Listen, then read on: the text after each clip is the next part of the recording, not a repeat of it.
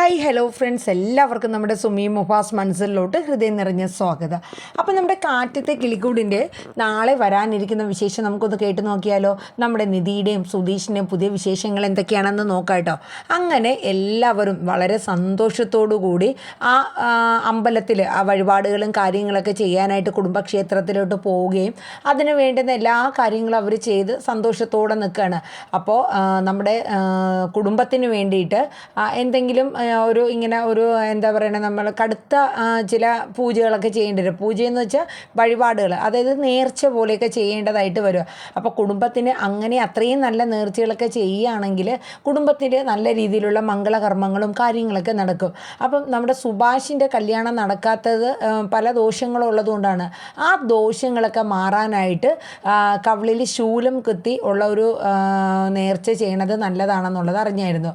അപ്പം നമ്മുടെ സുധീഷ് അതിന് മുന്നിട്ടിറങ്ങുകയാണ്. തൻ്റെ കുടുംബത്തിനും സുഭാഷ് ഏട്ടൻ്റെ ആ വിവാഹം നടക്കാനായിട്ട് താൻ അത് ചെയ്യും എന്നുള്ളൊരു തീരുമാനത്തിൽ നമ്മുടെ സുധീഷ് എത്തുകയാണ്. അപ്പം സുഭാഷും അതുപോലെ ഹരീഷും നികേഷൊക്കെ പറഞ്ഞ് വേണ്ട സുധീഷ് ഏട്ടാ, അത്രയും കടുത്ത വഴിപാടുകളൊന്നും ചെയ്യേണ്ട, അത് സാരമില്ല, അതൊക്കെ നമ്മൾ ഭക്തിയോടുകൂടെ ചെയ്തു കഴിഞ്ഞാൽ മാറിക്കൊള്ളും സുഭാഷ് ഏട്ടാ എന്ന് പറഞ്ഞ് സുധീഷ് ചെയ്യാൻ തന്നെ തീരുമാനിച്ചു. ഒടുവിൽ നമ്മുടെ നിധിയും വന്നു. നിധി വന്നിട്ട് പറഞ്ഞു, അല്ല സുധീഷേ, അത്രയും കടുത്ത വഴിപാട് ചെയ്യേണ്ട കാര്യമുണ്ടോ? സുധീഷിനെ കൊണ്ട് പറ്റുമോടോ? എനിക്ക് കുഴപ്പമൊന്നുമില്ല, എന്തായാലും ഞാൻ ചെയ്യും, നമ്മുടെ സുഭാഷ് ഏട്ടന് വേണ്ടിയിട്ടല്ലേ. അങ്ങനെ സുധീഷ് ആ ഒരു പൂജ അല്ലെ ആ ഒരു ഇത് ചെയ്യാനായിട്ട് തയ്യാറാവേണ്ട കേട്ടോ. അങ്ങനെ അതിനേക്ക് വേണ്ടുന്ന എല്ലാ കാര്യങ്ങളും വ്രതവും ഒക്കെ എടുത്ത് നമ്മുടെ സുധീഷ് ചെയ്യാണ്. അങ്ങനെ കവിളിൽ ശൂലം കുത്തുകയാണ് കേട്ടോ. ആ ഭഗവതിയുടെ നടയിൽ വെച്ചിട്ട് ശൂലം കുത്തുകയാണ്. അങ്ങനെ ശൂലം കുത്തി വളരെ ഭക്തിയോടുകൂടെ തന്നെ സുധീഷ് ആ അമ്പലം വലം വെച്ച് അതിൻ്റേതായ രീതിയിൽ ആ നേർച്ചയും കാര്യങ്ങളൊക്കെ കംപ്ലീറ്റ് ചെയ്യാൻ കേട്ടോ. അപ്പോൾ എല്ലാവർക്കും ഭയങ്കര ഒരു ഇതായിരുന്നു. നമ്മുടെ കുടുംബത്തിന് വേണ്ടിയിട്ട് അവൻ അത്രയും റിസ്ക് എടുത്ത് ചെയ്തല്ലോ, അതിൻ്റെ ഒരു സന്തോഷവും നിറവും ആ ഒരു സങ്കടവും എല്ലാവരുടെ മനസ്സിലും ഉണ്ടായിരുന്നു കേട്ടോ. സത്യം പറഞ്ഞാൽ നിധിക്ക് ഭയങ്കര ബുദ്ധിമുട്ടായിരുന്നു കാര്യം. സുധീഷിന് അതും ഇതും പറഞ്ഞു നടന്നാലും ഇത്രയും വേദനയുള്ള ഒരു വഴിപാട് സുധീഷ് ചെയ്യാൻ തയ്യാറായല്ലോ.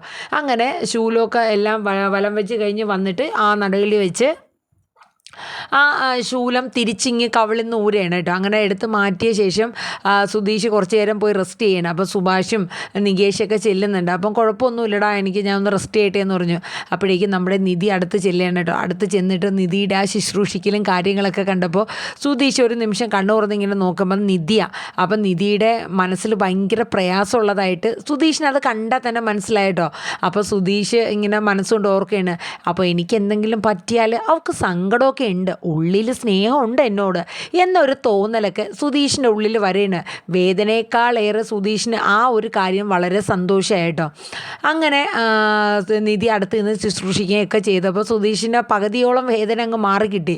അങ്ങനെ നികേഷ് അടുത്ത് വന്നിട്ട് ചോദിച്ചു, അല്ല ഇത്രയും വലിയ റിസ്ക് ഒക്കെ എടുത്ത് ഇത് ചെയ്തല്ലോ, ശരിക്കും വേദന ഉണ്ടോ സുധീഷ് ചേട്ടാ? അപ്പം നമ്മുടെ സുധീഷ് നികേഷിനോട് പറഞ്ഞു, എടാ വേദനയൊന്നും ഞാൻ അറിയുന്ന കൂടെ ഇല്ല, ദേ നിൻ്റെ നിധിയേട്ടത്തി എന്നെ വന്ന് ഈ ശുശ്രൂഷിക്കുമ്പോൾ ഉണ്ടല്ലോ ഈ എല്ലാ വേദനയും അങ്ങ് മാറിപ്പോടാ, നീ കണ്ടോ, ഈ ഒരു വഴിപാടുകൾ എല്ലാം കഴിയുമ്പോഴേക്കും നിധി എൻ്റെ സ്വന്തമായിരിക്കും, നീ കണ്ടോളാൻ പറഞ്ഞു. അപ്പോൾ സത്യം പറഞ്ഞാൽ നികേഷും മനസ്സുകൊണ്ട് ആഗ്രഹിക്കുകയാണ്. കാരണം സുധീഷ് ഏട്ടനും നിധിയേട്ടത്തി എന്നായാലും ഒന്നായി അവരൊരു കുടുംബമായിട്ട് ജീവിക്കണം എന്നുള്ളത് തന്നെയാണ് അവർക്ക് എല്ലാവർക്കും ആഗ്രഹം. അങ്ങനെ നിധിയുടെ ആ സമയത്തുള്ള ശുശ്രൂഷകളും കാര്യങ്ങളൊക്കെ കണ്ട് സുധീഷിന് സന്തോഷമാവാൻ കേട്ടോ. അപ്പോൾ നിധിക്ക് ചില സമയത്ത് സുധീഷിൻ്റെ ആ വേദനയൊക്കെ ഇങ്ങനെ കാണുമ്പോൾ നിധിയുടെ കണ്ണൊക്കെ നിറയുന്നുണ്ട്. പക്ഷെ സുധീഷ് കാണാണ്ട് നിധി ആ കണ്ണൊക്കെ തുടയ്ക്കുന്ന ഒരു സീനും കാര്യങ്ങളൊക്കെ വരുന്നുണ്ട്. അത് കഴിഞ്ഞ് പിന്നെ കാണിക്കുന്നത് എന്താണെന്ന് വെച്ചാൽ നമ്മുടെ നീതുവിനെ കാണിക്കുന്നത്, അതായത് നമ്മുടെ അഖിലിൻ്റെ ഒരു കൂട്ടുകാരൻ പ്രേമൻ്റെ കല്യാണമാണ്. അമ്പലത്തിൽ പോകാനായിട്ട് നമ്മുടെ നീതുവിനെയും കൂടെ ചട്ടം കെട്ടി ഇറക്കണം. അപ്പം നീതുവിന് ഇതൊന്നും അറിയില്ല. അഖിലേട്ടൻ്റെ ഏതൊരു ഫ്രണ്ടിൻ്റെ, പ്രേമൻ എന്ന് പറഞ്ഞൊരു ഫ്രണ്ടിൻ്റെ കല്യാണമുണ്ട്. അങ്ങനെ ചന്ദ്രനും ലതയും നീതുവും കൂടെ പോവേണ്. ഇതെല്ലാം പ്ലാൻഡ് ആയിട്ട് അഖിൽ ചെയ്തൊരു കാര്യമാണ്. കാരണം എന്ന് വെച്ചാൽ ഹരീഷും കുടുംബവും ഇവിടെ ഇല്ലാത്ത സമയം നോക്കി നീതുവിൻ്റെ കല്യാണം തൻ്റെ കൂട്ടുകാരനായ പ്രേമനും ഒത്ത് നടത്തിക്കുക, അതായിരുന്നു ഉദ്ദേശം. അപ്പം ലതയ്ക്കും ചന്ദ്രനും ശരിക്കും ടെൻഷനുണ്ട്. കാരണം നീതുവിൻ്റെ സ്വഭാവം നന്നായിട്ട് അറിയാം. അവൾ അവിടെ കിടന്ന് എന്തും കാണിക്കും. അപ്പം അഖിൽ പറഞ്ഞു, എന്ത് കാണിച്ചാലും ഈ വിവാഹം ഞങ്ങൾ നടത്തും, ഞാനും എൻ്റെ കൂട്ടുകാരും കൂടെ, അമ്മയും അച്ഛനും കൂടെ നിന്നാൽ മതി എന്നൊക്കെ പറഞ്ഞ് എവളെയും കൊണ്ട് നീതുവിനെയും കൊണ്ട് നിങ്ങൾ ചെന്നാൽ മതി എന്ന് പറഞ്ഞ് അഖില മുന്നേ കൂട്ടി പോവാണ്. അങ്ങനെ സാരിയൊക്കെ ഉടുത്ത് നമ്മുടെ നീതു ചെല്ലുകയാണ്. അപ്പം നീതു ചെന്നപ്പോഴത്തേക്ക് കല്യാണ ചെറുക്കൻ അവിടെ കണ്ടു, പ്രേമൻ. നീതുവിന് അറിയാവുന്ന ആൾ തന്നെയാണ്, അഖിലിൻ്റെ കൂട്ടുകാരനല്ലേ. അപ്പം നീതു ചോദിച്ചു, അല്ല കൂട്ടുകാരൻ്റെ കല്യാണമായിട്ട് ഇന്ന് അഖിലേട്ടൻ ഇവിടെ ഒന്നും കണ്ടില്ലല്ലോ. അപ്പം ലത പറഞ്ഞു, അവനിപ്പം വരുമായിരിക്കും, അവൻ അങ്ങോട്ടും ഇങ്ങോട്ടും മാറിയതായിരിക്കും എന്നൊക്കെ പറഞ്ഞ് നിൽക്കുകയാണ്. ഈ സമയം നമ്മുടെ നീതു പോയി ആ അമ്പലത്തിൽ ആ നടയിൽ തിന്നിട്ട് നന്നായിട്ട് പ്രാർത്ഥിക്കുകയാണ്. എല്ലാ ബുദ്ധിമുട്ടുകളും മാറി എൻ്റെയും അതുപോലെ തന്നെ ഹരീഷിൻ്റെയൊക്കെ കല്യാണം നല്ല രീതിയിൽ നടക്കണേ എന്നൊക്കെ പ്രാർത്ഥിച്ച് ആ ഒരു രീതിയിൽ നീതു ഇങ്ങനെ നിൽക്കുകയാണ്. എന്നിട്ട് നീതു നമ്മുടെ ലതയുടെ അടുത്ത് ഞാനിപ്പോൾ വരാം. എന്നിട്ട് നേരെ നീതു പ്രേമൻ്റെ അടുത്ത് ചെല്ലുകയാണ്, കല്യാണ ചെറുക്കൻ്റെ അടുത്ത്. അപ്പോൾ അവനും അവൻ്റെ കൂട്ടുകാരൊക്കെ അവിടെ നിൽക്കുകയാണ്. എന്നിട്ട് നമ്മുടെ നീതു ചോദിക്കും, അല്ലടാ നിൻ്റെ കല്യാണമാണെന്ന് പറഞ്ഞു, പെണ്ണ് ഇതുവരെ വന്നില്ലേ, പെൺകുട്ടി എവിടെ നിന്നാ എന്നൊക്കെ ചോദിക്കുകയാണ്. അപ്പോഴേക്കും പ്രേമൻ്റെ കൂട്ടുകാരൻ പതുക്കെ പ്രേമൻ്റെ മുഖത്ത് ഇങ്ങനെ നോക്കുകയാണ്. കാരണം കല്യാണ പെണ്ണാണ് ഈ നിൽക്കണത്, പക്ഷേ അവൾ അറിഞ്ഞിട്ടില്ല ഇന്ന് നീതുവിൻ്റെ കല്യാണമാണെന്നുള്ള കാര്യം. അങ്ങനെ പ്രേമനും പ്രേമൻ്റെ കൂട്ടുകാരൻ മുഖത്തോട് മുഖം നോക്കി നിൽക്കുകയാണ്. ആ സമയം നമ്മുടെ അഖിൽ വന്നു. അഖിൽ വന്നിട്ട് നിൽക്കുകയാണ്. അപ്പം അഖിൽ നീതുവിനെ വിളിച്ചിട്ട് പറഞ്ഞു, അതെ നിന്നോട് ചില കാര്യങ്ങൾ എനിക്ക് പറയാനുണ്ട്. എന്ത് കാര്യമാണ്? അതെ ഇന്ന് എൻ്റെ കൂട്ടുകാരൻ പ്രേമൻ്റെ കല്യാണമാണ്. അതെ അത് ഞാൻ അറിഞ്ഞു. അല്ല നീ പെണ്ണ് വന്നില്ലേ എന്ന് ചോദിച്ചു എന്ന് പറയണ കേട്ടോ. ഞാൻ ചോദിച്ചു, എന്തേന്ന് ചോദിച്ചു. അതെ പെണ്ണ് വന്നില്ലേന്ന് വെച്ചാൽ പെണ്ണ് ഇവിടെ തന്നെ ഉണ്ട്. ആരാ? ഞാൻ കണ്ടില്ലല്ലോ എന്ന് പറഞ്ഞു നീതു. അതെ നീ തന്നെയാ പെണ്ണ്. അപ്പോഴേക്കും നീതു ഒരു ചിരി അങ്ങ് ചിരിക്കുകയാണ്. അല്ല ഇന്ന് ഏപ്രിൽ ഫൂൾ എങ്ങാനും ആണോ എന്നൊരു സംശയം.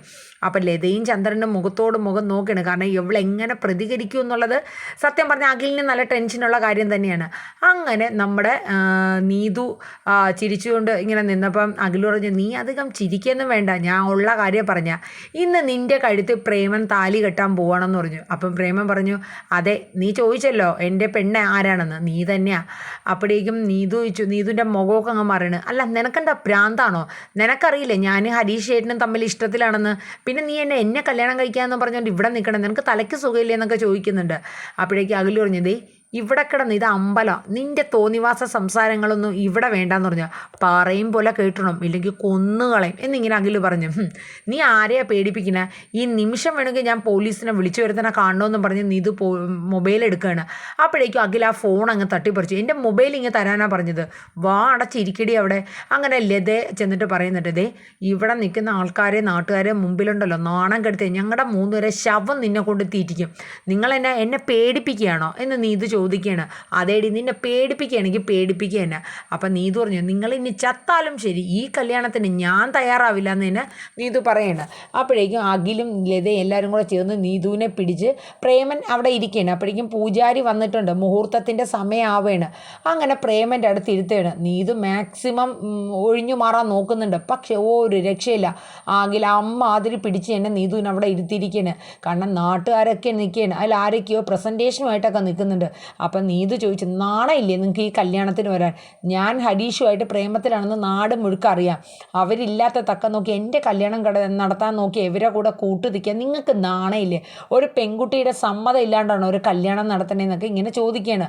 അവരാരും ഒരു റിപ്ലൈയും കൊടുത്തില്ല. കാരണം നീതു ഇതിൽ നിന്ന് വിസമ്മതിച്ച് നിൽക്കുന്നുണ്ടല്ലോ, അതിൻ്റെ റിയാക്ഷനാണെന്നൊക്കെ കരുതി അവരൊന്നും മിണ്ടുന്നില്ല കേട്ടോ.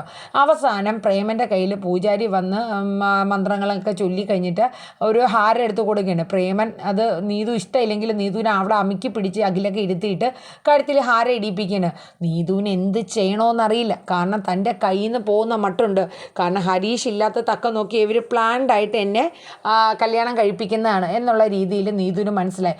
ഒടുവിൽ നീതുവിൻ്റെ കഴുത്തിൽ മാല ഇട്ടല്ലോ, നീതുവിൻ്റെ അടുത്ത് ഇടാനായിട്ട് പറഞ്ഞു. നീതു അപ്പോഴേക്കും കൊതറി അങ്ങ് എഴുന്നേറ്റിട്ട് എല്ലാവരും കേൾക്കാൻ പറഞ്ഞു, അതെ നിങ്ങൾ എന്ത് ഭാവിച്ചാണ് ഈ കാണിക്കണത്?